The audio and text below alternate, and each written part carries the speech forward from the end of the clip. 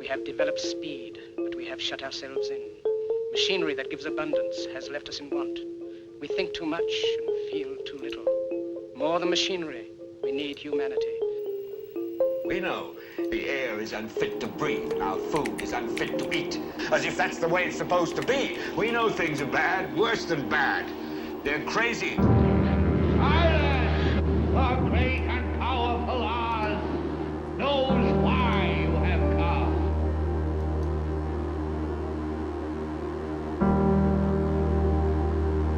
You've got to say, I'm a human being. God damn it. My life has value. You have meddled with the primal forces of nature. Don't give yourselves to brutes, men who despise you, enslave you, who regiment your lives, tell you what to do, what to think, or what to feel, who drill you, diet you, treat you like cattle, use you as cannon fodder. Don't give yourselves to these unnatural men with machine minds and machine hearts.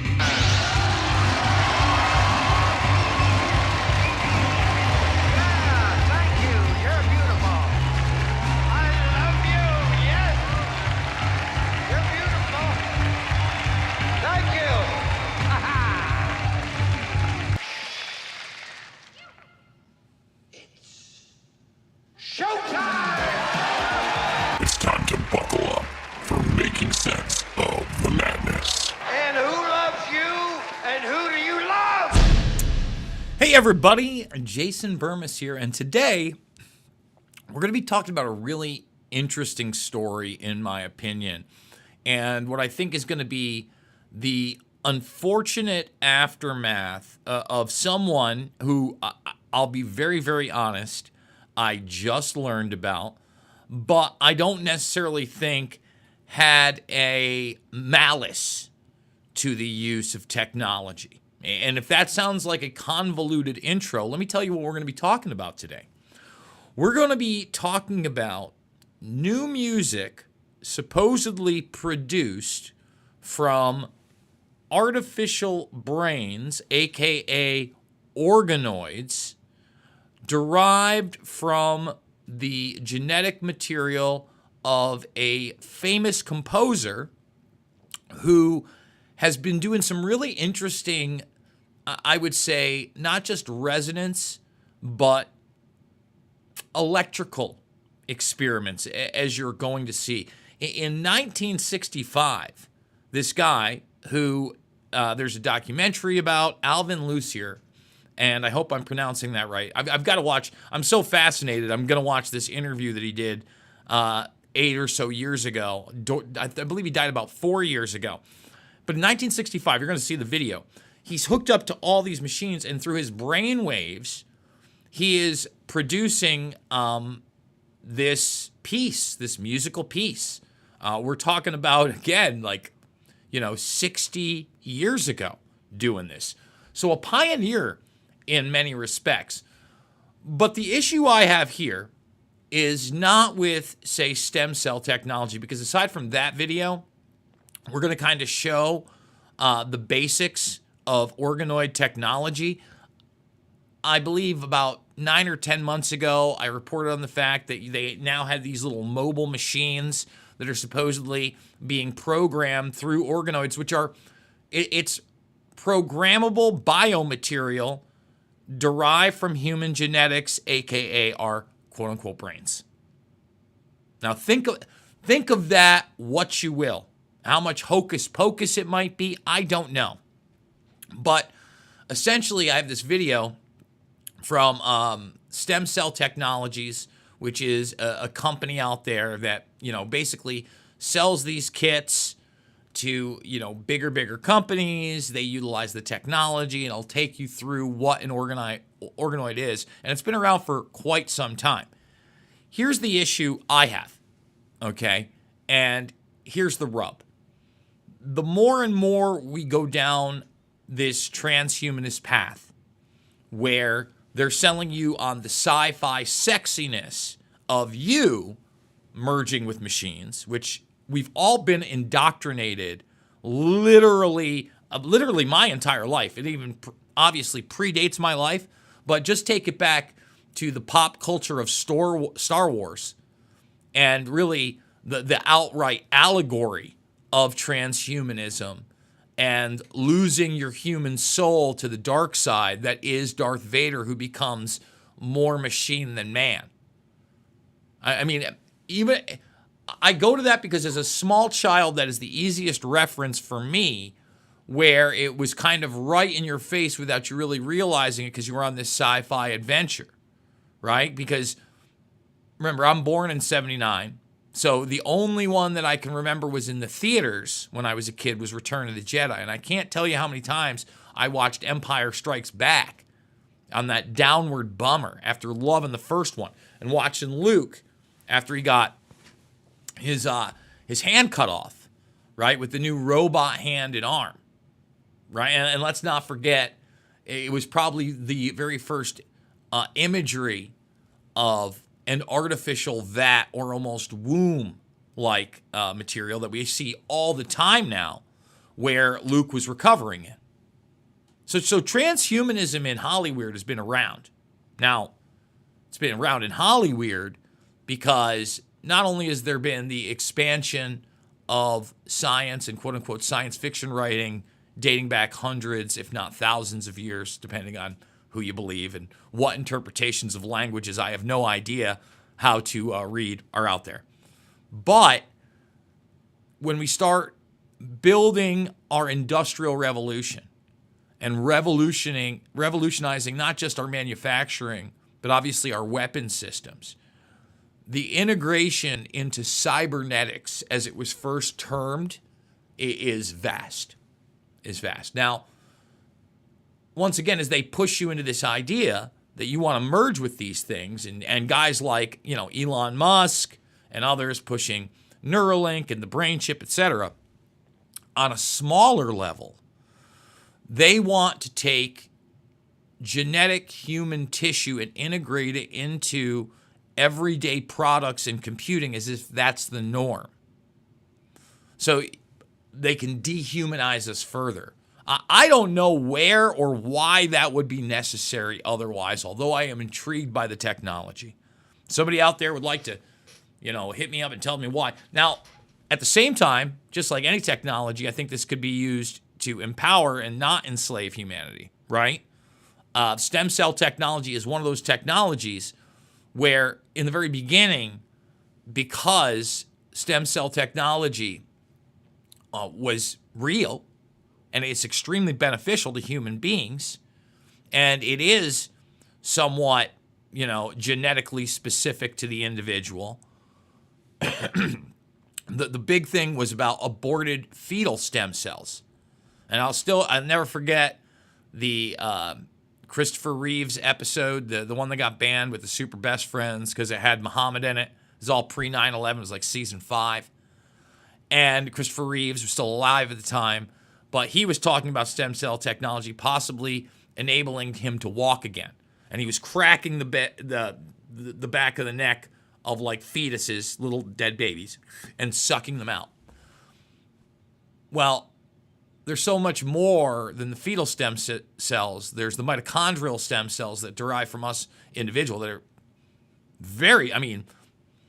so many athletes are now going to South America, etc., to these places to get that type of treatment because it's the real deal. The idea, again, the United States is we have the best healthcare is ludicrous.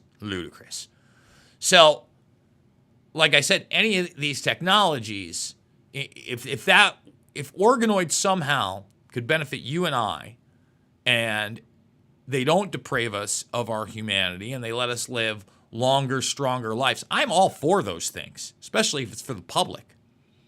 But if it's to acclimate the public into a very dangerous arena of transhumanism, avant-garde, and art style, and this is what this is really about, because the trendies are all about it.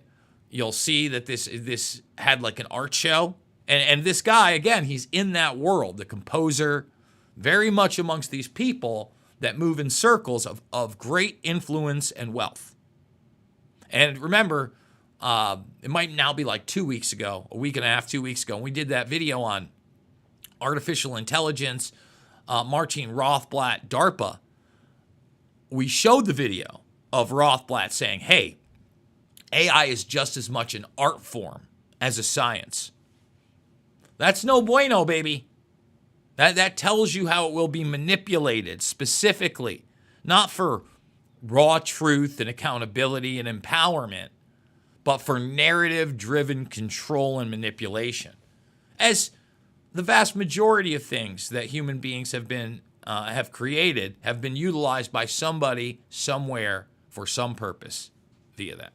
All right, we're going to get into these stories. I've ranted long enough. I do want to remind people the paid gigs are over. I need you guys now more than ever. I mean, we're 10 minutes into a video on YouTube with 70,000 subscribers. I don't have 50 viewers. So if the 46 of you out there could give the thumbs up, subscribe, share, check out the socials, that would help a lot. And if you're watching this later on or on one of the alt platforms, please, please, please consider supporting the broadcast. $5, $10, $15, the GoFundMe, the PayPal, even the crypto links are down below. Thank you, Monica. Thank you, Chris. No voter ID, Athean Castillo. All you donors out there, couldn't do it without you. And remember to follow me on X, because there really are so many stories out there that we don't end up covering, as you can see on the broadcast. And that's just because, hey, I'm shooting from the hip when I'm going from these. We certainly do delve into them, but there's some RFK stuff out here. You can always catch the broadcast there as well. So at Jason Bermas on X. In fact, it'd be great if we could get to 46.9, maybe even 47,000 by the end of the week. All right, let's hit it. Lab-grown brain cells, or a brain made of late composer's blood cells, create new music posthumously. So again, the lab-grown brain is the organoid from the blood cells. We're going to show you the stem cell technology. And if you go down here, this is the art exhibit, Reimagining Boundaries, Art, Life, and Science Intersect. In fact, I'm going to read this post verbatim, okay? And then I'm going to show you the Guardian article. But there is a YouTube video on it. And don't think that I wanted to go there, but guess what? El Pravito. So this happened on the 5th, a little over 2 weeks ago. Revocation is an extraordinary immersive exhibition combining sound and cutting-edge biological innovation to bring life to the musical genius of a deceased composer. That's Alvin Lucier. And by the way, we're going to show you that video in a moment as well. 4 years in the making, Revocation delivers a historic first in vitro external brain of the late composer Alvin Lucier, 1931 to 2021, creating a new work in real time, a live performance over the duration of the exhibition. And again, I don't know how much of this is hocus pocus. All right?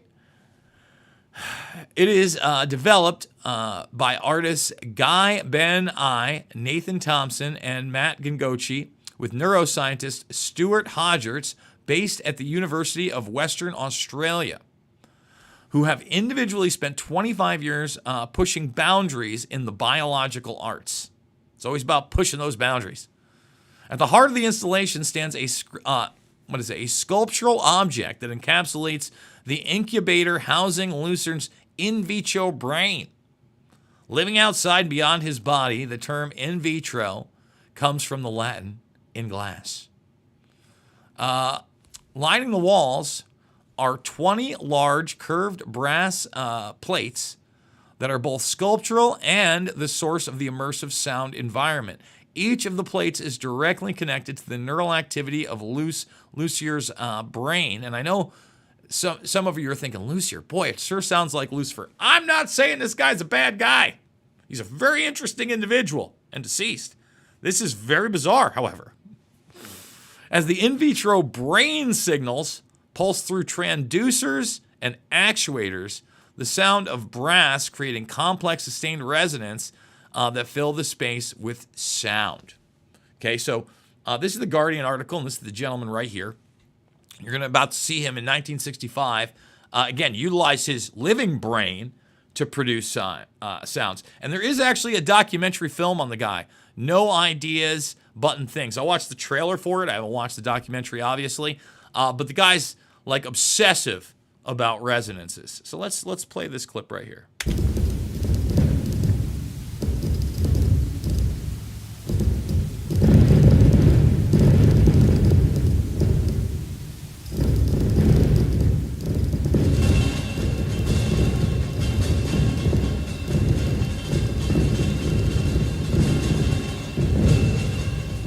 So as you can see, he's strapped in. I could have shown the intro of this. Strapped into the electrodes all over his brain.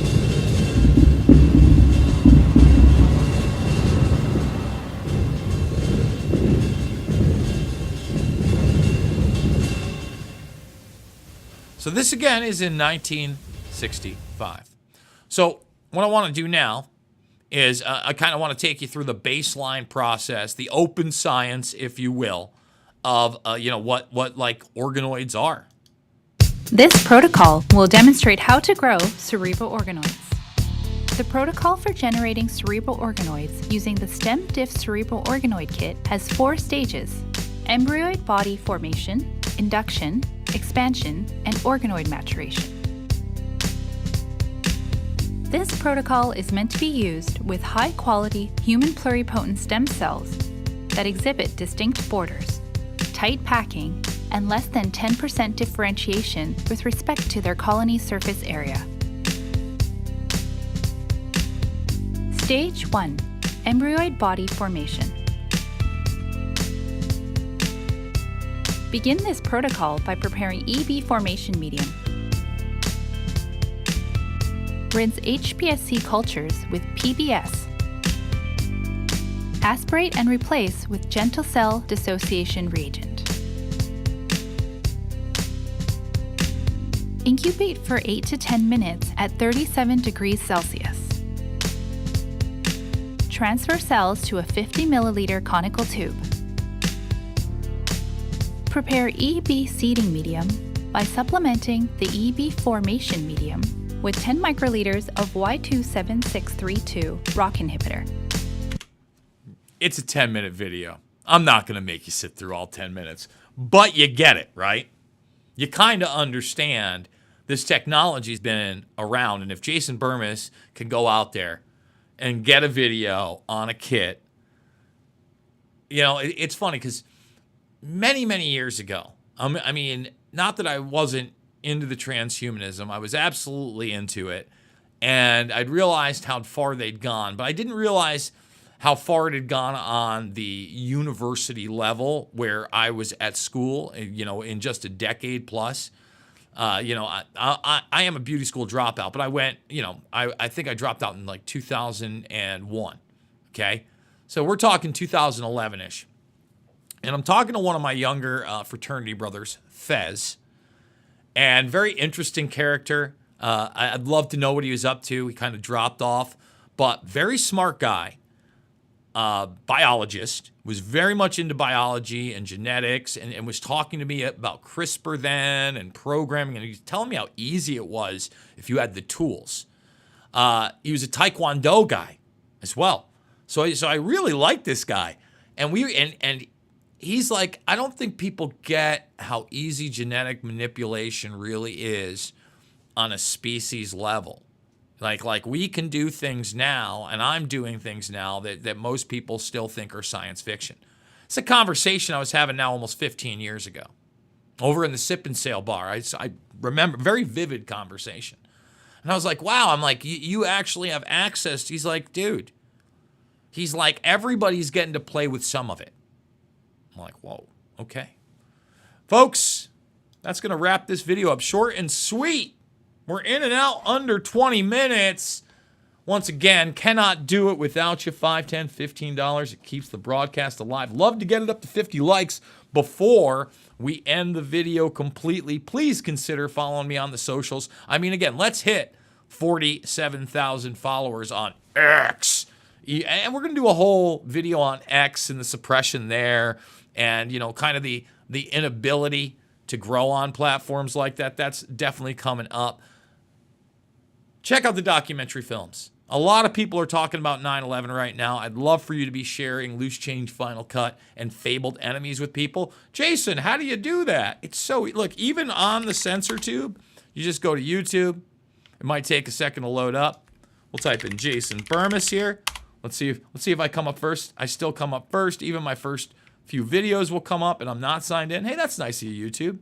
We usually don't get that lucky. Usually it's other stuff. And right here, we've got all the videos, the shorts, the live, but down are the playlists. And there they are. Shade, Invisible Empire, Fabled Enemies, and Loose Change. Final Cut, all free, all in a row, all important to this day. Because, folks, as you know, it is not about left or right. It is always about right and wrong. I absolutely love you guys, and we will see you on the flip side.